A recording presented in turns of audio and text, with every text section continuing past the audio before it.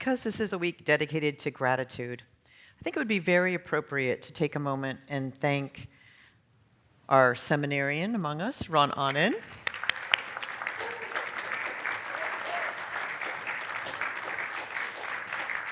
And also, we are grateful to have the presence of our very busy, but we are so grateful to see them, community minister Reverend Renwa Hamami, who shared her gifts this morning. So thank you all. On this service, as it evolved, I began to wonder what would be the most important thing that I could do, given that we had this powerful ritual that Ron was developing and this beautiful music that we knew that we would have, that particular song, I Need You to Survive, being sort of an anthem in Unitarian Universalism for our Black, Indigenous, and people of color. It was wonderful to have that here today. I wondered what on earth could it be that I could add to the conversation after all of this, and then I realized I could stand before you as the exhibit of a person that always needs to ask for forgiveness. So here I am, Exhibit A. Probably could also be B, C, and D also, but we'll just stop there. In this particular time, as we go through these days that are still not like any we have seen before, there's always one thing we've forgotten, or one thing we haven't gotten to, or one thing that we haven't yet done. I certainly know that I could say all of those statements as an I statement for me, and I suspect others of you know what that is. So I will say that it's important in this time for us to be willing to understand that forgiveness is a dance in which we all can participate. For most of us, the circumstances of what we need to forgive may be more commonplace than the situation which Ron gifted us with sharing. And yet very often they are a matter of life, by which I mean by seeking forgiveness, we can truly inhabit our life again in a different way, and that is important. Because the process of the dance of forgiveness can release us from being held hostage to our resentments and our upsets, and on the other side, to our shames and our obedience to unachievable societal standards of perfection. Forgiveness under the right circumstances can be a breath of fresh air, and as I said, I go through every day of being aware that there are people who deserve an apology these days, and sometimes I get to make those and sometimes I don't. But it has certainly been important for me to recognize that.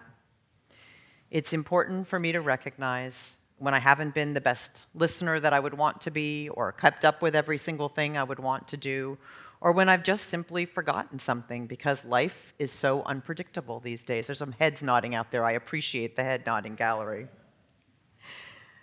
When I thought about this topic for a service back in the summer, it was before a lot of things happened in this community, I didn't realize how much it would be needed, how resentments and anger would be mixed with the post-traumatic times that we're all in into this complicated dance of forgiveness.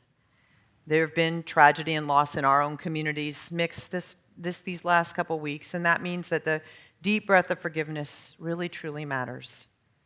And it can also make contemplating these dance steps feel a little overwhelming.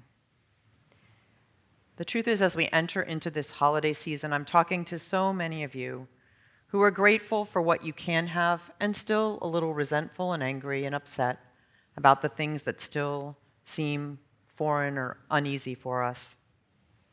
Many people fear that the family political divides that they were kept away from physically, at least over the last couple years, have morphed into vaccination and masking divides of one kind or another.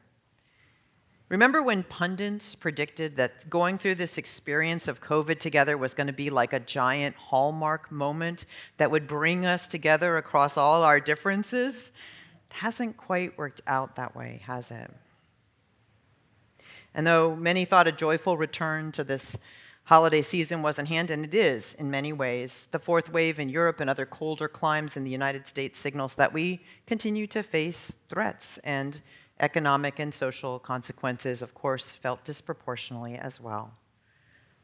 So we greet this particular week with forgiveness and amends on our heart after a year especially when we heard more about the legacies and atrocities of colonization. In the midst of this, it might be worth thinking about all those steps in the dance of forgiveness. The thing I want to say about the dance floor for this particular dance is that it should not be made of a soft material, though that might be better for our knees. It needs to be a pretty durable floor because we're going to be dancing back and forth a few times. It's not going to be a single act or just one set of steps. Forgiveness is often thought of or even promoted as an easy, saccharine, sweet kind of variety, which people can just give out, just dole it out everywhere, and then everything will be fine. The unpleasantness will be behind us, it'll all be fine. And that's not the kind of forgiveness we're talking about today. Forgiveness light is not the answer, and it often doesn't do the job. Diana Butler Bass actually is a writer who writes about the positive side of life. She writes about gratitude. That's what her books have been about. And yet she says that while anger and rage take up emotional space that we can otherwise use for gratitude, she has experienced religious settings in which the dance of forgiveness was ignored. The church that I went to, she said, got something dangerously wrong. They failed to realize that forgiveness was a process to work through anger, grief, and confusion. Instead, they attributed bad emotions to Satan. They pushed victimized people towards immediate forgiveness and thanksgiving, the good emotions that they believed proved one's salvation. Forgiveness and gratitude, she said, are essential to healing, and they are indeed qualities of a mature spiritual life. Miraculous, but not all miracles are instantaneous. Coercing those who have been abused to forgive and give thanks reinforces the trauma, undermines genuine healing with misguided theology, and perverse understandings of God and human nature. So in other words, true forgiveness is less of a cookie-cutter process of just stamping something out and more of a back and forth, as Ron's gift of sharing showed us today with the iterative nature of his conversation with himself. Sharon Salzberg says, forgiveness is not a single action but a process. By forgiving those who harmed us, we do not pretend that the harm they caused did not happen or that it didn't hurt us.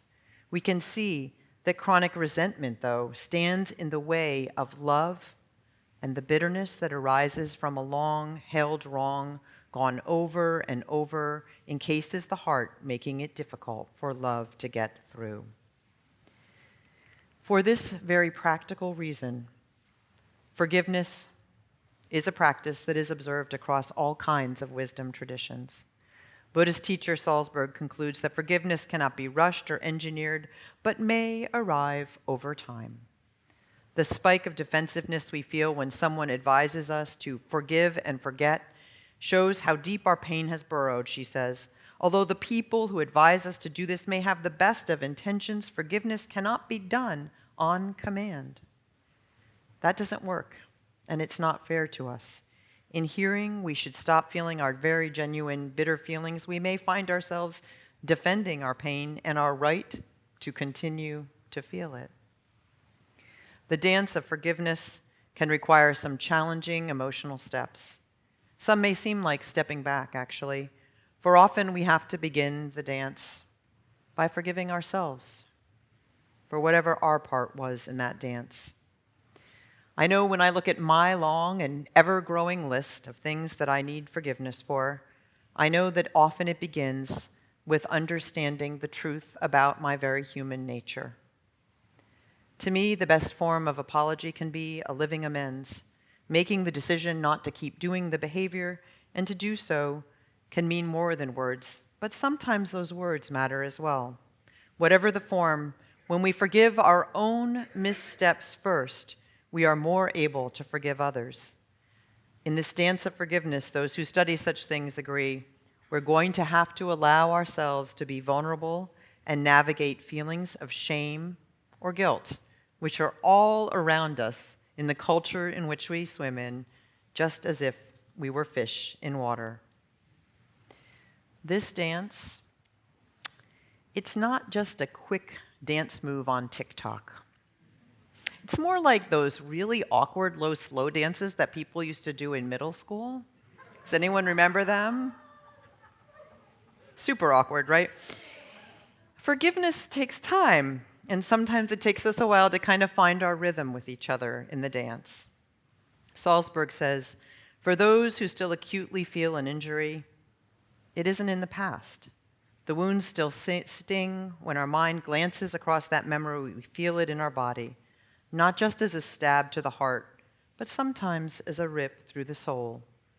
Releasing the bitterness begins with accepting things as they are and grieving, as if we were conducting our own Truth and Reconciliation Commission." Michael McCullough is a research psychologist, and he believes that we are wired for two things, just genetically wired for two things. One is revenge, around which, the ideas of which we have fashioned much of our criminal justice system. And the other is forgiveness. He says that is also within us, but some factors make it more likely to come out. The first is safety, he says. Human beings are naturally prone to forgive individuals that they feel safer around. So if we have an offender that is apologizing in a way that seems heartfelt and convincing, and that really has convinced us that they can't and won't harm us again in the same way, that will help. The second is value. Value, he says, we are inclined to forgive individuals who are likely to benefit us in the future.